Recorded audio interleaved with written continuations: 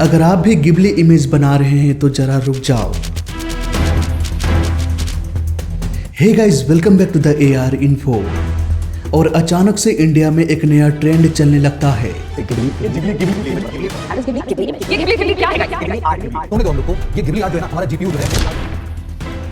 ये ट्रेंड ऐसा चला कि हर कोई अपनी इमेज को आज गिबली इमेज में कन्वर्ट करने लग रहा है। न सिर्फ इंडिया में बल्कि पूरी दुनिया में। इन करोड़ों अरबों इमेज जनरेशन की वजह से सर्वर के GPU में इतना हीट बढ़ गया कि वो हीट की वजह से पिघलना शुरू हो गया। ये सब देखते हुए OpenAI के फाउंडर सैम अल्टमैन को सामने आना पड़ा। उन्होंने कहा कि भाई रुक जाओ, हमारे वर्कर्स ठीक से काम नहीं कर पा रहे हैं, दिन भर आपके इमेज को कन्वर्ट किए जा रहे हैं, उन्हें ठीक से रेस्ट नहीं मिल रहा। दोस्तों, इन AI का इस्तेमाल करके हम कितना कुछ सीख सकते हैं। ज्ञान का भंडार पड़ा है AI के पास, लेकिन नहीं, हमें क्या करना है, हमें गिबली इमेज बनाना है। आइए जानते हैं इस गिबली ट्रेंड के बारे में आज के इस वीडियो में। दोस्तों, गिबली भले ही आज ट्रेंड कर रहा है साल 2025 में, लेकिन इस आर्ट या कहें एनिमेशन को सबसे पहले साल 1985 में बनाया गया था गिबली स्टूडियो के द्वारा। ये एक जापानीज कंपनी है जिसे हायाओ मियाजाकी और इसाओ ताकाहाता ने बनाया था। इनके इस कार्टून पर कई सारी सीरीज और मूवीज बनाई गई। इनके मूवी ज्यादातर पर्यावरण, इंसानियत और कुदरत पर आधारित होता था। इनकी कहानियां हमें अंत में एक नई सीख दे जाती थी। शायद यही वजह है कि साल 2003 में फिल्म स्पिरिट अवे को ऑस्कर से सम्मानित किया गया। ये फिल्म आपको नेटफ्लिक्स पर देखने को मिल जाएगा। अब तक तो सब कुछ सही चल रहा था दोस्तों, लेकिन फिर आया AI का खतरा, जिन्होंने गिबली इमेज को चोरी करना शुरू कर दिया। टेक्निकली देखा जाए तो गिबली आर्ट का पूरा कॉपीराइट गिबली स्टूडियो के पास है, जिन्होंने इस आर्ट को बनाया था। लेकिन ये AI तो धड़ल्ले से इसके आर्ट को कॉपी किए जा रहा है, वो भी बिना किसी परमिशन के। इस पर गिबली स्टूडियो ने भी खेद जताते हुए कहा कि ये जो कुछ भी हो रहा है बिल्कुल भी सही नहीं हो रहा। गलत ये है कि गिबली आर्ट का कार्टून अब हर कोई इस्तेमाल कर सकता है, उसे स्टूडियो के पास जाकर बनवाने की जरूरत नहीं है। और फायदा यह है कि गिबली आर्ट आज पूरी दुनिया में पॉपुलर हो चुका है। बच्चा बच्चा भी इसके बारे में आज जानता है। मुझे लगता है कि जल्द ही हमें सुनने को मिलेगा कि गिबली आर्ट के फाउंडर ने इन सभी AI को कॉपीराइट दे दिया, क्योंकि परमिशन नाम की भी कोई चीज होती है। मैं चाहता हूं कि ऐसा जल्दी से जल्दी हो जाए, क्योंकि इस तरह के AI हमारे लिए कोई खतरे से कम नहीं है। जी हाँ, सही सुना आपने, ये हमारे लिए बहुत बड़ा खतरा हो सकता है। कैसे, आइए समझते हैं।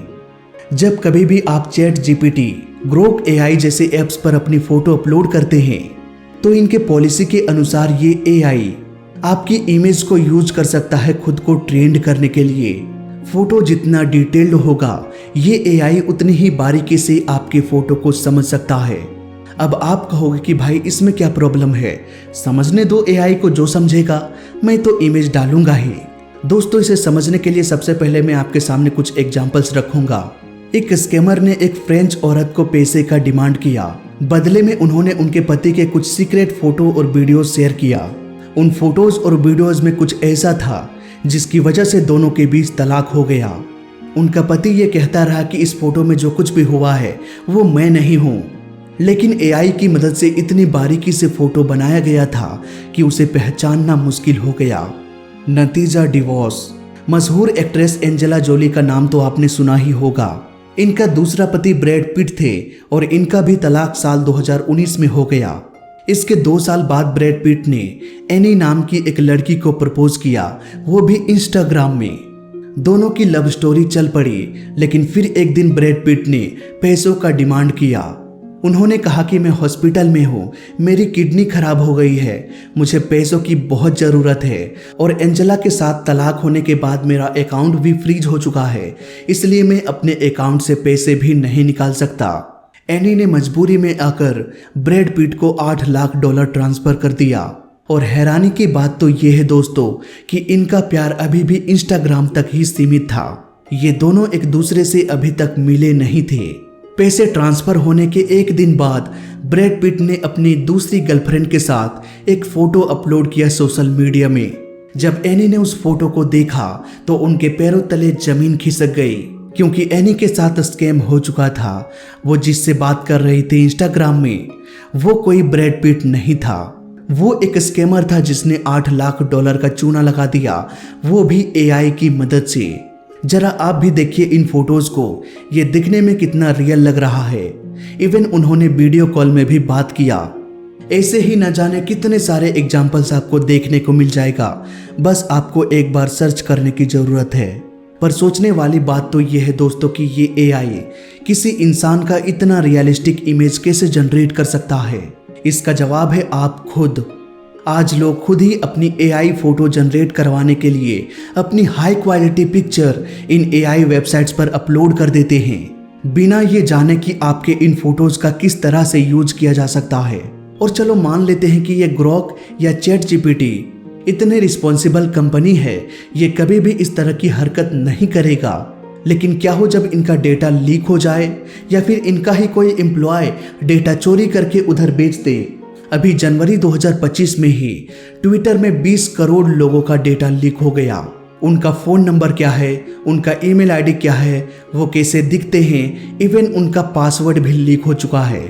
और कई बार तो लोग एक ही पासवर्ड रखते हैं, चाहे वो फेसबुक में हो, इंस्टाग्राम में हो या एक्स पर हो। इसलिए 100% सिक्योरिटी कोई नहीं दे सकता। सतर्क आपको रहना है। सोशल मीडिया में कई सारे ऐसे कपल्स हैं जो अपनी प्राइवेट फोटो शेयर नहीं कर सकते, लेकिन अगर वो उन इमेज को गिबली आर्ट में कन्वर्ट कर दे तो वो बिना झिझक के सोशल मीडिया में अपलोड कर पाएंगे। इस तरह से कई सारे कपल्स अपनी फोटोज को अपलोड भी कर रहे हैं, लेकिन शायद वो कपल्स ये नहीं सोच पाते हैं कि उनके जो प्राइवेट फोटोज सर्वर में अपलोड हो चुका है उनके साथ क्या होगा। अगर गलती से उनका डेटा लीक हो गया तो सब कुछ डार्क वेब पर मिलेगा। इवन जो 20 करोड़ लोगों का डेटा लीक हुआ है वो आज भी डार्क वेब पर मिल रहा है। मेरी नज़र में दोस्तों हमें AI का इस्तेमाल बेहतर तरीके से करना चाहिए, कुछ सीखने समझने के लिए करना चाहिए, ना कि ऐसे इमेज जनरेट करने के लिए जो एकदम यूजलेस हो, समय की बर्बादी हो। लेकिन फिर भी अगर आप चाहते हैं इमेज को जनरेट करना तो मैं बस इतना ही कहूँगा कि कोई प्राइवेट फोटो मत अपलोड करना। इवन जो इमेज आप अपलोड करोगे उसे एकदम हाई क्वालिटी में रखने की जरूरत नहीं है। और चलो एक आध इमेज जनरेट कर लिया, बात खत्म करो। ये रोज 10-15 गिबली इमेज बनाना जरूरी नहीं है। अब ChatGPT का फाउंडर खुद आकर ट्विटर पर बोल रहा है कि बस करो भाई, हमारा सर्वर क्रैश हो रहा है, GPU में आग लग जा रही है।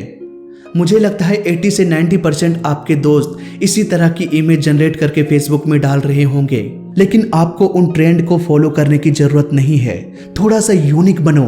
तो फिलहाल इस वीडियो में अभी तक के लिए बस इतना ही। वीडियो अच्छा लगा तो लाइक कर देना, बुरा लगा तो डिसलाइक कर देना, और दोनों ही केस में चैनल को सब्सक्राइब कर देना, क्योंकि इस चैनल में सीखने के लिए बहुत कुछ है। तो मैं मिलता हूँ आपसे अगली वीडियो में, तब तक के लिए देखते रहिए और सीखते रहिए।